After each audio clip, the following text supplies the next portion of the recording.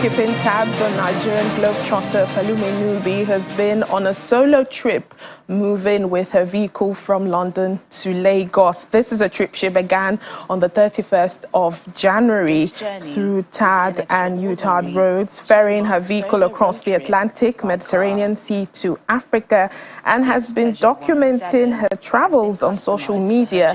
Pelumi has gone through the motions on this trip. She has been excited, discouraged, exhilarated and relieved.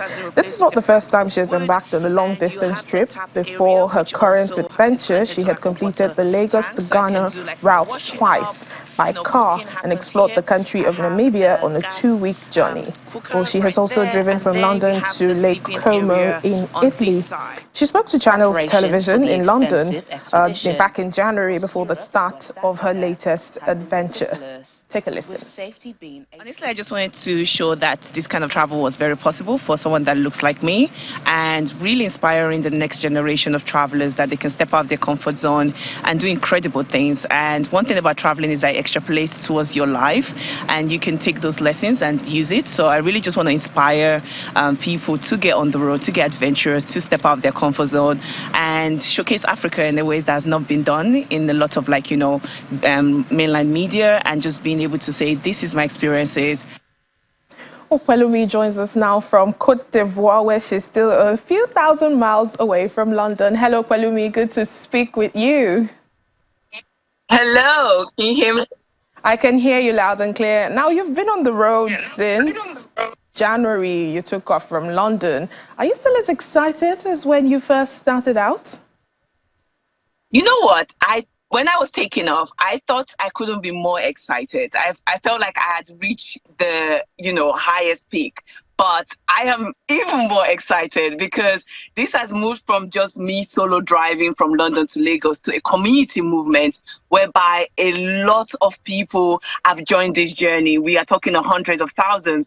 So it has been so exhilarating. Like, the joy and the excitement is off the chain right now.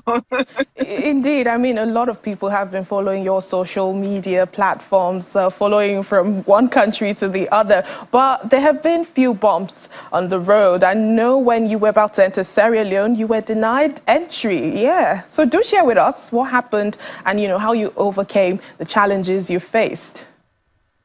I always tell people that, look, traveling is like life. With life, there's up and down, and so is traveling. It's a really good reflector.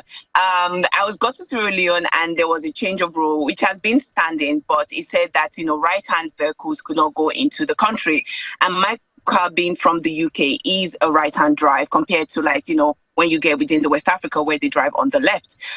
So when I arrived, I was trying to explain to them that, there's also a bylaw that say if it's just a transit, you should be able to travel through, especially being an ECOWAS citizen. So just having to break down that, and that's, I guess, the joy of having the research before embarking on this trip, that yes, there's the law, but there's also also bits that needs to be put into consideration, that this is not just me coming to stay in the country, but I was also just passing through to go to my next destination. So it got a transit that allowed me. So it was an upsetting situation, a frustration from different places, but we got through it. And obviously with the community too as well, having them on my side and, trying to connect me to whoever could help out. And at the end of the day, I was able to get favor from one of the officers that understood, where I was coming from. I was allowed me to go through. And a lot of us are cheering you on. But what has been your motivation that has kept you going? I mean, despite all these hurdles. I remember you speaking to our correspondent in London back in January that this is not just a drive for you, that you wanted to, experience each destination. How has that been so far? It's been incredible, honestly. I have just really enjoyed the fact that I'm not just driving through. I am able to culture immerse myself, have local experiences, and, being celebrated here in Sierra Leone by locals, the local drums, people coming out, shifting from the online community I've been able to build to real life people, living their, coming after work with such short notice. So it has been that, hearing feedback, like, literally, from a teacher, that in my classroom, your page is almost a curriculum. Like, we go through it, we see the hurdles you've been through. It's almost an inspiration to the next generation. So it has kept me going, knowing that a lot of people are watching me, watching my journey, and really proving to them that this thing they once thought was impossible is now very much possible right in front of their eyes. And Pelumi, 17 countries, you've explored about 11. Before coming on air, many people who knew we're going to speak to you were asking, how did you manage with your safety going through those, the roads and at night, in the daytime? How were you able to manage your safety? I think definitely, like I said, a lot of research went into this trip, and just kind of picking up from locals. Some locals are like, maybe don't go through this part, maybe choose this alternative road, maybe this road working here or there. So there's definitely just, listening to feedback of the people on ground too as well, and just, being street smart. Like, like you pointed out yourself that, I've been traveling for quite a while. I'm well traveled. I've traveled to over 80 plus countries now. So using those experiences and, engagement with people has really helped with the journey tremendously. And I think that's literally what I'm trying to show, that as a woman traveling solo, you do have to have that extra safety or that extra layer of, safety consideration, but it shouldn't stop you. You should go out there and seek adventure. And you are, trying to make history as the first Black woman to undergo this journey. Now, we have a couple of weeks away. You have a couple of weeks away from Lagos. Are you excited about coming to the motherland? I'm sure you are. But how significant, is it for you to drive into Lagos? It's each time I try to imagine it, I get goosebumps, because it's just been such a tremendous journey, showing people the parts and all of that.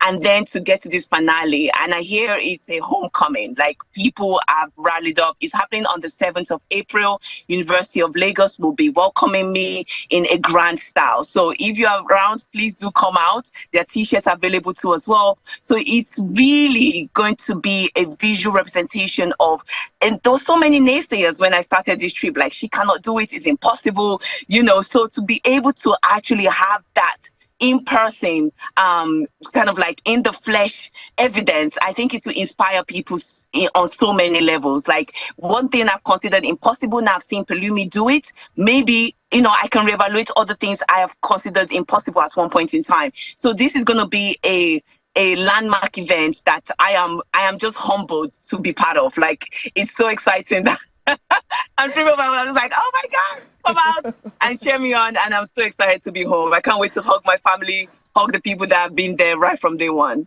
And I know a lot of people who are excited for you as well. But, have you thought about what happens next? What next for Pelumi when you eventually come in? And any advice for anyone who wants to explore just like you?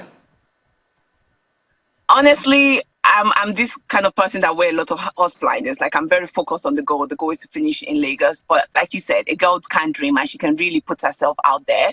I really want to, see the next generation be on this path, whereby they are able to see an example of someone who have done such an adventure, and they can step out of their comfort zone too as well. And these can be put into business, into like speaking engagement, filmmaking, books. It feels like for me to say this is exactly what I want is almost limiting myself, because honestly, the sky is beyond the limit. Like, it's gonna be amazing, and I'm so excited for all the opportunities that are already coming in. And I cannot wait for what the future holds. And for whoever wants to start, honestly, I always tell people, it's one of my biggest motto: start your journey. The magic is in the doing. If I've owned an hour, we will not be where we are right now, which is so close to the finish line. So yeah, if you want to start something, go for it. No matter what other people have to say, they will always have an opinion, but you need to do it for yourself. And that's what I've done. And it's been an incredible journey so far. Indeed, very encouraging words there, Pelumi, and we wish you all the best even as you go into other countries and eventually land in Lagos, Nigeria. Thank you so much, Pelumi Nubi, our Nigerian globetrotter, currently on her London to Lagos trip. Thank you so much. Thank you so much for having me.